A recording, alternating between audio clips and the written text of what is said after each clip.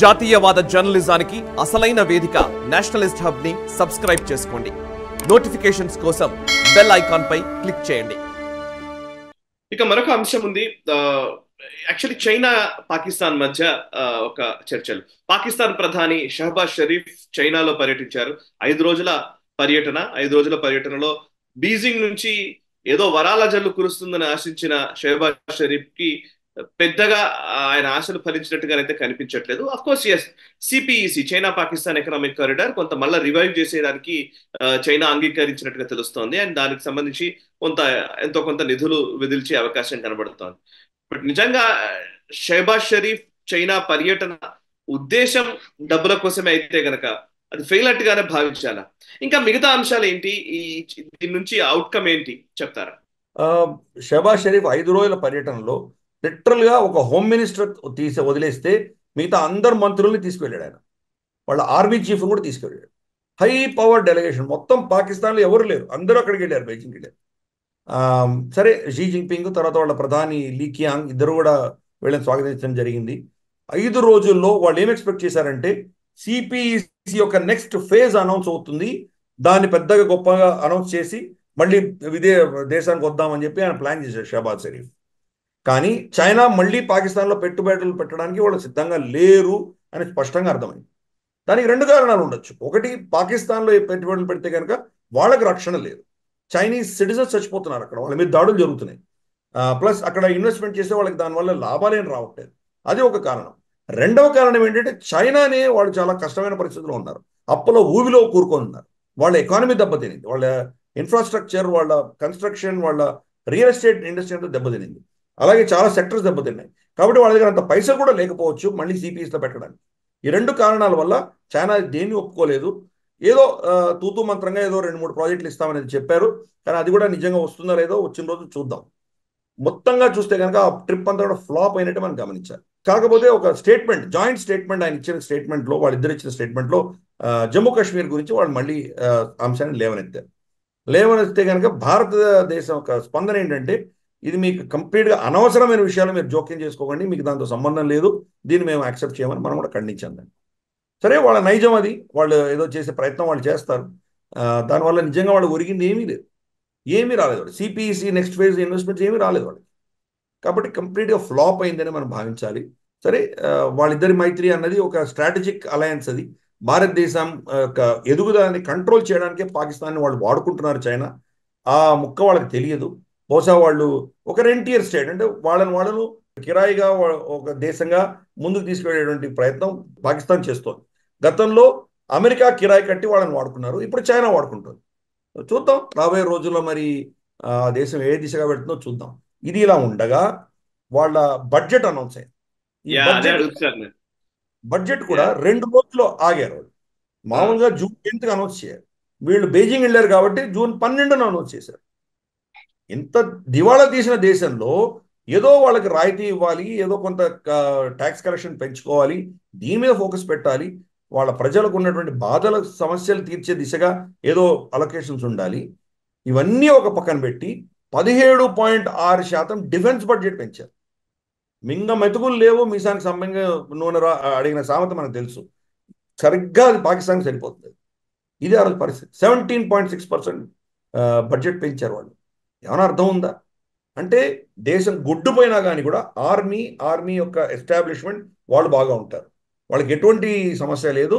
దేశం అధపాతాళంలోకి వెళ్ళిపోయినా వాళ్ళు పట్టదు. అందుకనే మనం చాలాసార్లు మనం చర్చించుకున్నాం సాయి, ప్రతి దేశానికి ఒక సైన్యం ఉంటుంది, కానీ పాకిస్తాన్ సైన్యానికి ఒక దేశం ఉంది. సో అందుకని వాళ్ళ బడ్జెట్లో కూడా అదే రిఫ్లెక్ట్ చేస్తుంది. మైనారిటీలకి ఏమి మొండి చేయి చూపించారు. గిల్గిట్ బాల్తిస్తాన్ అలాగే పిఓజేకేకి వాళ్ళు ఏం పైసలు అలొకేట్ చేయలేదు. లిటరల్గా వాళ్ళు చాలా దుర్భరమైన పరిస్థితిలో ఉన్నారు. అలాగే ఏదో కొన్ని మెతుకులు రాల్చారు ఖైబర్ పఖ్తూన్ఖ్వాకిను, తర్వాత మన బలూచిస్తాన్కి. నిజంగా ఫైనల్గా ఆ పైసలు వెళ్తాయలే అంటే పెద్ద ప్రశ్న. అది బడ్జెట్ ఒక పెద్ద షామ్. అది వాళ్ళకు చైనా నుంచి వచ్చేటువంటి సిపిఈసి పైసలతోటి ఈ అప్పులు తీర్చుకోవడం ఏదో చేద్దామని అనుకున్నారు.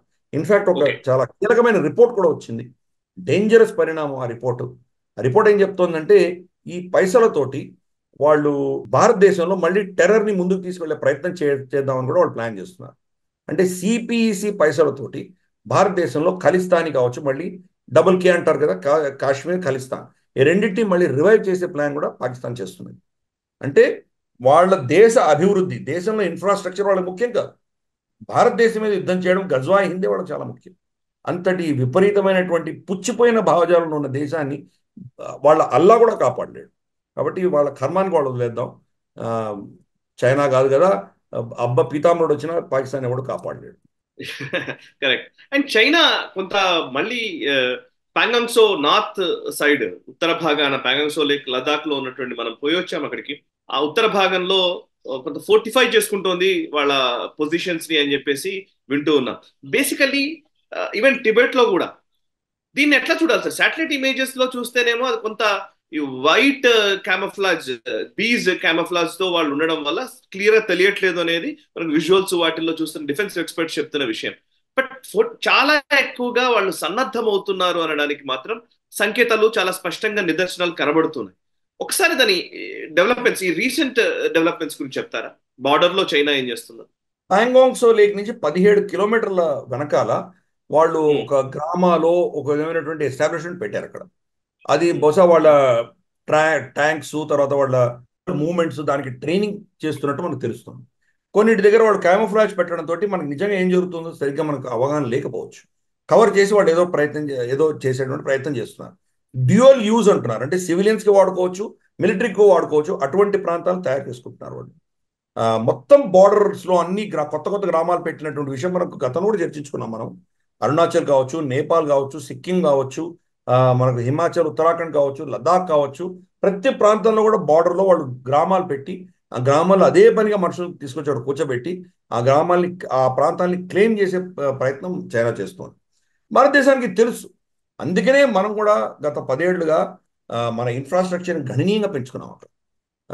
దీని గురించి మనం చాలా గ్లోబల్ రౌండర్స్లో మనం చర్చించుకున్నాం.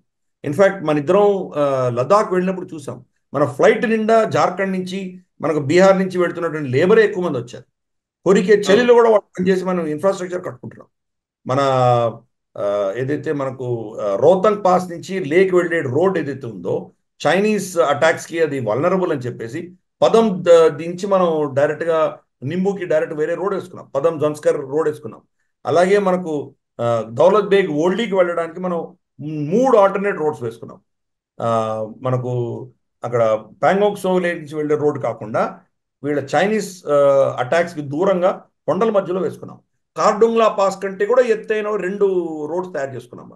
సో మనం కూడా ఊరుకోలేము, మనం కూడా చేస్తున్నాం. సో చైనా వాళ్ళు చేసేది వాళ్ళు చేస్తున్నారు, వాళ్ళ అధీనంలో ఉన్న ప్రాంతాల్లో వాళ్ళు చేస్తున్నారు.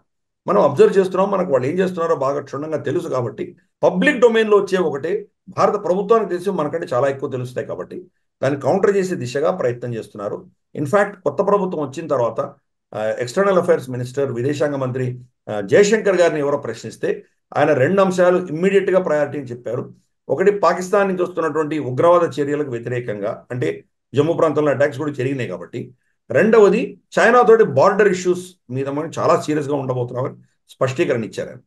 కాబట్టి మోదీ ప్రభుత్వం మాత్రం ఈ 2 అంశాల విషయంలో కూడాను నార్మల్గా ఏదో ఉన్నటువంటి చూసి చూడనటువంటి ధోరణి ఉండదు, కఠినమైనటువంటి నిర్ణయాలు తీసుకుంటారు అని మాత్రం మనకు స్పష్టంగా సంకేతాలు వస్తున్నాయి.